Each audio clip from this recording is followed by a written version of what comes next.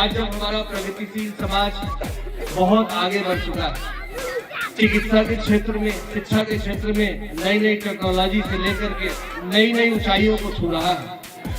मगर कहीं न कहीं हम लोग समाज में इस बात को महसूस करते हैं कि कहीं न कहीं आज भी जातिगत भेदभाव है और कहीं न कहीं आज भी लिंग के आधार पर भी भेदभाव है, जात के आधार पर भी भेदभाव है। हम ये कह सकते हैं कि आज के इस वर्तमान भारत में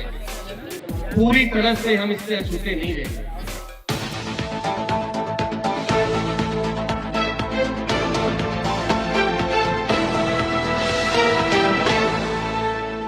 हम लोग के लिए बहुत गर्व की बात है कि आज ही क्रांति ज्योति माता सावित्रीबाई फुले की भी जयंती, इसलिए इस अवसर पर अखंड भारत चैरिटेबल ट्रस्ट के राष्ट्रीय अध्यक्ष हमारे भाई श्री शत्रुघ्न सिंह मौर्य जी, राष्ट्रीय उपाध्यक्ष सोनभद्र से भाई प्रताप नारायण सिंह जी, राष्ट्रीय महासचिव मंजू चौधरी जी, राष्ट्रीय सचिव श्री कमल सिंह जी, राष्ट्रीय प्रवक्ता डॉक्टर अरविंद कुमार सिंह जी, राष्ट्रीय कोषाध्यक्ष अरविंद कुमार सिंह जी, राष्ट्रीय संरक्षक डॉक्टर रविशंकर सिंह जी, राष्ट्रीय संयोजक डॉक्टर मता प्रसाद सिंह जी, राष्ट्रीय संगठन मंत्री पत्रकार ब्रजेश कुमार सिंह जी, मीडिया प्रभारी अतुल कुमार मौर्य जी, प्रदेश अध्यक्ष सिद्धांत वर्धन जी, प्रदेश सचिव सीमा मौर्य जी, प्रदेश उप सचिव प्रीति सिंह जी, प्रदेश कोषाध्यक्ष शैलेंद्र कुमार सिंह जी, प्रदेश प्रवक्ता शत कुमार वर्मा जी, राष्ट्रीय प्रभारी अजय कुमार मौर्य जी और हमारे IIT BHU से फाउंडर मनोहर कुमार मौर्य जी, साथ ही साथ सभी हमारे जितने भी अखंड भारत चैरिटेबल ट्रस्ट के साथी हैं, आप सभी को मैं दिल की गहराइयों से बहुत बहुत साधुवाद देता हूं कि आज इतने बड़े पर्व के अवसर पर आज आप अपने अखंड भारत चैरिटेबल ट्रस्ट का स्थापना दिवस आयोजित कर रहे हैं। और आपके इस कार्यक्रम में हम लोगों के बीच में मुख्य अतिथि के रूप में उपस्थित राज्यसभा के सांसद रहे आदरणीय राम शक्ल जी, आदरणीय राजा राम कुशवाहा जी, आदरणीय हमारे कुशवाहा समिति रावर्जन से सचिव डॉक्टर संजय कुमार जी, हमारे साथ चलकर आए जिला सचिव भाई सनी पटेल जी, मंच पर उपस्थित भाई मनोज मौर्य जी और हमारे मंच पर उपस्थित इस क्षेत्र के तमाम हमारे प्रधान और प्रधान और इस क्षेत्र के सम्मानित जिला पंचायत सदस्य के पदाधिकारीगण और सभी सम्मानित मंच, सभी सम्मानित उपस्थित श्रोता बंधुओं और सभी प्यारे बच्चों, इस अखंड कार्यक्रम में उपस्थित होकर सौभाग्य की अनुभूति प्राप्त कर रहे हैं और अपने आप को गौरवान्वित महसूस हो रहे हैं, क्योंकि आज का जो दिन है कहीं न कहीं से हम समूचे भारतवर्ष के लोगों के लिए, हम विशेषकर कहें कि सिर्फ महिलाओं के लिए तो ये बात अधूरी हुई। महिला चाहे पुरुष, हम सबके लिए, हम सब भारतवासियों के लिए गर्व का दिन है कि आज के दिन भारत भूमि की ऐतिहासिक धरती पर क्रांति ज्योति माता सावित्रीबाई फुले का जन्म हुआ और यह जन्म सन 1831 को हुआ था, 3 जनवरी। हमें उस वक्त की परिस्थितियों के बारे में सोचना होगा जब हम आज देखते हैं समाज में, आज जब हमारा प्रगतिशील समाज बहुत आगे बढ़ चुका है, चिकित्सा के क्षेत्र में, शिक्षा के क्षेत्र में नई नई टेक्नोलॉजी से लेकर के नई नई ऊंचाइयों को छू रहा है, मगर कहीं न कहीं हम लोग समाज में इस बात को महसूस करते हैं कि कहीं न कहीं आज भी जातिगत भेदभाव है और कहीं न कहीं आज भी लिंग के आधार पर भी भेदभाव है, जात के आधार पर भी भेदभाव है। हम ये कह सकते हैं कि आज के इस वर्तमान भारत में पूरी तरह से हम इससे अछूते नहीं रहे। बहुत हमारे महापुरुषों ने कुर्बानियां दी, बहुत संघर्ष किया, बीच बीच में बहुत सी क्रांति हुई, तब जाकर आज हम यहाँ बैठ सकते हैं और ये कह सकते हैं कि हम सब बराबरी से रह सकते हैं। मगर फिर भी कुछ कमियां कहीं न कहीं है। आज उस मानसिकता से हम कहीं न कहीं ग्रसित हैं और हम तभी इससे पूरी तरह बाहर आ पाएंगे जब हम जागरूक होंगे और अपने इतिहास के पन्नों को पलटकर अपने महापुरुषों की कुर्बानियों को, उनके जीवन संघर्ष को पढ़ेंगे, सुनेंगे, समझेंगे और अपने जीवन में उतारेंगे तो निश्चित रूप से 100% इस छुआछूत और भेदभाव से हम अपने आप को मुक्त कर सकने में सफल होंगे। जहां भारत का संविधान हमें इन कुरीतियों से बचाकर यहाँ तक लाया है और बराबरी का अधिकार दिया है, लेकिन अब सामाजिक जो चेतना है और जो सामाजिक सोच है, जब तक उसे हम नहीं तोड़ पाएंगे तब तक हम पूरी तरह से ये कह सकने में नाकामयाब होंगे। तो जरा सोचिए आज की जो परिवेश है और 1831 के क्या हालात थे हमारे इस देश में जब यह देश गुलाम था। जहां शिक्षा की बात करें तो बच्चियों को, महिलाओं को तो पढ़ने का अधिकार नहीं था, साथ ही साथ दलितों, पिछड़ों को भी पढ़ने का अधिकार नहीं था। केवल एक विशेष जाति, विशेष वर्ग के लोगों को पढ़ने का अधिकार था। उस वक्त जो कुछ अंग्रेजों के बनाए हुए जो मिशनरी स्कूल थे उनमें अंग्रेजों के बच्चे पढ़ा करते थे। बाकी स्कूलों के दरवाजे समूचे भारतवर्ष की महिलाओं के लिए पूरी तरह से प्रतिबंधित थे। पढ़ना लिखना गुनाह समझा जाता था, पढ़ना लिखना सामाजिक बुराई समझी जाती थी और इस सामाजिक बुराई को अगर किसी ने खत्म किया तो वो है क्रांति ज्योति माता सावित्रीबाई फुले। मात्र 9 वर्ष की आयु में जब उनका विवाह हुआ। अब सोचने वाली बात यह है, हालांकि मैं बहुत इतिहास में नहीं जा रहा हूं, लेकिन कुछ तथ्यों को इसलिए रखूंगा कि आज की इस तारीख में, आज के इस युग में हमारे बहुत बड़े बड़े महापुरुषों को, जिनका जीवन एक क्रांतिकारी परिवर्तन लाया समाज में, उनको भुलाने का प्रयास किया गया, उनके इतिहास को मिटाने का प्रयास किया गया। इसलिए मैं कहना चाहता हूं कि हर उस तारीख को हमें जानना होगा कि 9 वर्ष की आयु में माता सावित्रीबाई फुले का विवाह हुआ और 13 वर्ष के उनके दूल्हे थे ज्योतिबा राव फुले। यानी एक और सामाजिक बुराई हमारे देश में थी, बाल विवाह की। एक और बच्चियों, महिलाओं को पढ़ने का अधिकार नहीं, दूसरी ओर बाल विवाह। ऐसी परिस्थितियों से गुजरते हुए, लड़ते हुए माता सावित्रीबाई फुले पढ़ना चाहती थी और ये अच्छी बात थी कि ज्योतिबा राव फुले पढ़े लिखे थे, वो पढ़ाना चाहते थे, मगर घर में माहौल नहीं था, क्योंकि हिंदू ग्रंथों के अनुसार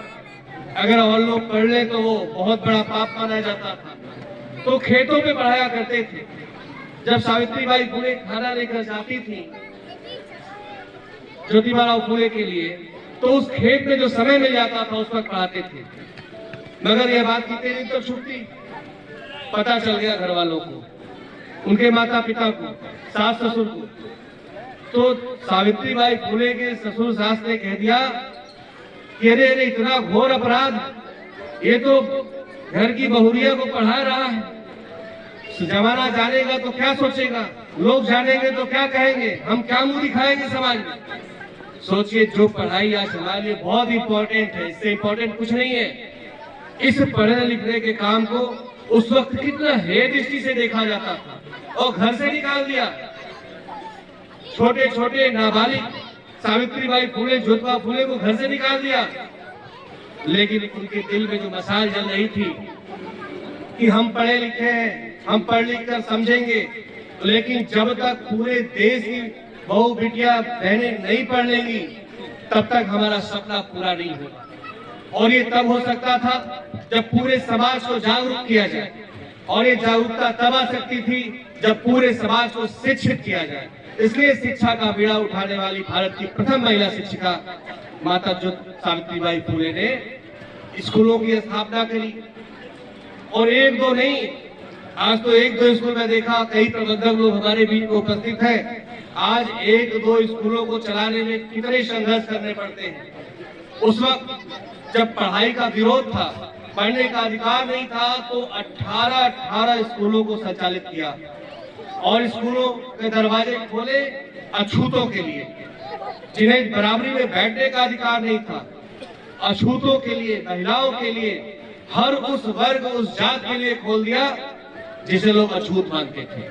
ये बहुत बड़ी क्रांति भारत में हो रही थी और इसका विरोध भी हो रहा था। सावित्रीबाई फुले जब जाती थी स्कूल तो लोग उनके ऊपर वो न जा सके, न पढ़ा सके, मैला फेंकते, गोबर फेंकते, सड़े अंडे, सड़े टमाटर फेंकते, कुछ फेंकते तो पत्थर तक फेंके। लेकिन क्रांति ज्योति सावित्रीबाई फुले ने ज्योतिबा फुले से प्रेरणा लेकर दो साड़ी लेकर जाने लगी। एक रास्ते में गंदी हो जाए तो जाके पहने। एक बार कुछ लोगों ने जब पत्थरों को गोबर फेंका, टमाटर फेंका, तो उन्होंने यही कहा बड़े सलीके से कि भैया हम तो तुम्हारी बहनों को शिक्षा देने जा रहे हैं और हमें यह काम अच्छा लगता है, और जब तुम हमारे ऊपर ये कीचड़ फेंकते हो तो हम डरते नहीं, हमारा हौसला और भी बढ़ जाता है। हमें ये फूल से लगते हैं क्योंकि हम तुम्हारे भी घर की महिलाओं को शिक्षित करने जा रहे हैं। ऐसी न जाने कितने संघर्षों से सावित्रीबाई फुले बढ़ती गई, लड़ती गई और उस वक्त समाज में और भी बुराइयां थी। बाल विवाह होने की वजह से महिलाएं कम उम्र में विधवा हो जाती थी, युवा विधवाएं बहुत थी और उस वक्त की और सामाजिक कुरीति थी कि समाज उनका सर मुड़वा देता था। वो दंपति थे भारत के इतिहास में जिन्होंने बाल विवाह, सती प्रथा, ये विधवा पुनर्वास और तमाम ऐसे जो सामाजिक चीजें थी उसमें बदलाव किया, सामाजिक क्रांति लाई और सबसे बड़ा जो उपहार दिया वो शिक्षा का अधिकार दिया। आज हम देखते हैं कि महिलाओं के बीच में सबसे अच्छी नौकरी की बात होती है तो घर वाले विरोध नहीं करते अगर वो महिला या वो बच्ची टीचिंग जॉब में जाना चाहती है, अध्यापन के कार्य में जाना चाहती है तो घर वाले सपोर्ट करते हैं क्योंकि ये प्राउड का सब्जेक्ट है, ये सम्मान का विषय है कि घर में शिक्षिका है। लेकिन उस वक्त जब शिक्षा पाने का ही अधिकार नहीं था तो कितना बड़ा सामाजिक परिवर्तन करने का काम सावित्रीबाई फुले ने किया। इसलिए आज के दिन, इस जन्मतिथि के दिन मैं समझता हूं कि जो अखंड भारत चैरिटेबल ट्रस्ट की ये गोष्ठी है ये बहुत सार्थक है, बहुत प्रासंगिक है और इन बातों को समाज के हर वर्ग की महिलाओं को जानना चाहिए, चाहे वो सामान्य वर्ग की हो, चाहे पिछड़े वर्ग की हो, चाहे दलित हो, अल्पसंख्यक हो या किसी भी जात धर्म से आती हो, कि अगर उनको पढ़ने लिखने का अधिकार किसी ने दिया, उन्हें समाज में जो कि दास्ता की जिंदगी व्यतीत कर रही थी, जो दासी के रूप में जीवन जीने को मजबूर थी, जानवर से बदतर स्थिति उनकी थी, अवैतनिक गुलाम के रूप में काम कर रही थी, उन्हें अगर सम्मान से जीने का और जिस देश में नारी की पूजा होती है उस देश में देवी का दर्जा दिलाने का काम किया तो माता सावित्रीबाई फुले ने काम किया। इसलिए हम लोग भी गौरवशाली हैं, भाग्यशाली हैं कि हम लोग ऐसे महापुरुषों के वंशज हैं जिन्होंने भारत में बहुत महत्वपूर्ण क्रांति करी। और उस वक्त गुलाम भारत में पहला अगर जातिवाद तोड़ने का काम किया तो सावित्रीबाई फुले और ज्योतिबा फुले ने तोड़ा। इनकी कोई संतान नहीं थी, लेकिन एक युवा ब्राह्मण विधवा की महिला जो आत्महत्या करने जा रही थी समाज के डर से, उसके बच्चे को अपनाया, उसे गोद लिया और वह बच्चा आगे चल के डॉक्टर बना। और उस बच्चे की जब शादी हुई तो बिना किसी पाखंड के, बिना किसी जात, बिना किसी कुंडली के पहला अंतर जाति विवाह जो जाति प्रथा को तोड़ने का काम किया तो सावित्रीबाई फुले के पुत्र ने किया, यशवंतराव जी ने। और पूरा जीवन सावित्रीबाई फुले का समाज सेवा में बीता। इसलिए मैं चाहता हूं कि जब हम लोग यहाँ से जाएं तो इन बातों की चर्चा सबसे पहले अपने घर में रह रही अपने बहनों को, अपने परिवार को, अपने बच्चों को बताएं और उसके बाद दूसरों को भी बताएं। इतने गौरवशाली इतिहास से हमारे हैं और इतना सब कुछ इस देश के हमारे लोगों ने झेला है और न जाने कितना महापुरुषों ने कुर्बानियां दी है, तब जाकर हम यहाँ आज खड़े हैं। आज हमारे बीच में समझ सकता हूँ महिला जिला पंचायत सदस्य भी बैठी होंगी, कुछ महिला प्रधान भी बैठी होंगी, कुछ महिला अध्यापिकाएं भी बैठी होंगी। इन सब में मैं सावित्रीबाई फुले के प्रतिबिंब को देखता हूँ और आप सबको बार बार नमन करता हूँ। इन्हीं अपनी चंद बातों के साथ एक बार फिर से हमारे साथ चलकर आए सभी हमारे साथी, मंच पर उपस्थित हमारे सभी सम्मानित मंच अतिथिगण और यहाँ उपस्थित सभी सम्मानित श्रोता बंधुओं, खास तौर पे हमारी माताएं, बहनें और बच्चियां और अखंड भारत चैरिटेबल ट्रस्ट के सभी हमारे क्रांतिकारी साथी, हमारे क्रांतिवीर जो समाज में फिर से सामाजिक बुराइयों के खिलाफ जंग की आगाज कर दिए हैं और एक नया परिवर्तन लाने का जज्बा अपने अंदर भर करके ये महत्वपूर्ण पावन काम कर रहे हैं, तो आपके जज्बे का अपने दिल की गहराइयों से बहुत बहुत प्रणाम और जिंदा दिली के साथ अभिवादन करते हुए अपनी वाणी को विराम देता हूं। और मुझे भी खुशी होगी कि इस अखंड भारत चैरिटेबल ट्रस्ट की इस सामाजिक परिवर्तन यात्रा में शामिल होकर आपका एक सिपाही बनकर समाज में एक मशाल जलाने का काम करूं। जय हिंद, जय भारत।